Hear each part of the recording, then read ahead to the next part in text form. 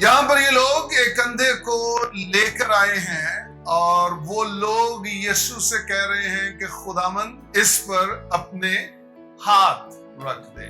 Sometimes हमारी जिंदगियों में हम यीशु मसीह को भी डिक्टेट करते हैं, हम उसे नसीहत करते हैं कि इस तरह ये मौजज़ा कर, इस तरह हमारी दुआ का जवाब दे, इस तरह हम चाहते हैं कि तू हमारी दुआ को सुने और जवाब दे।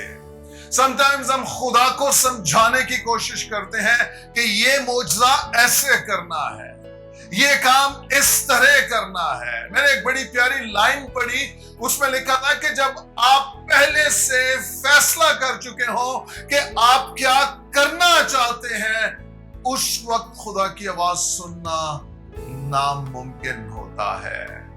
खास तौर पे जब हमारी नौजवान बेटियां बेटे फैसला कर चुके हैं कि मैं शादी इससे करूंगा, इससे करूंगी, उस वक्त खुदा की आवाज सुनना। आप दुआएं कर रहे हैं, रोजे रख रहे हैं, बट आपने अपने अंदर फैसला कर लिया है। अब आप खुदा को ये कह रहे हैं, खुदावन जो दुआ मैं कर रही हूं, जो दुआ मैं कर रहा हूं, उसके मुताबिक कर।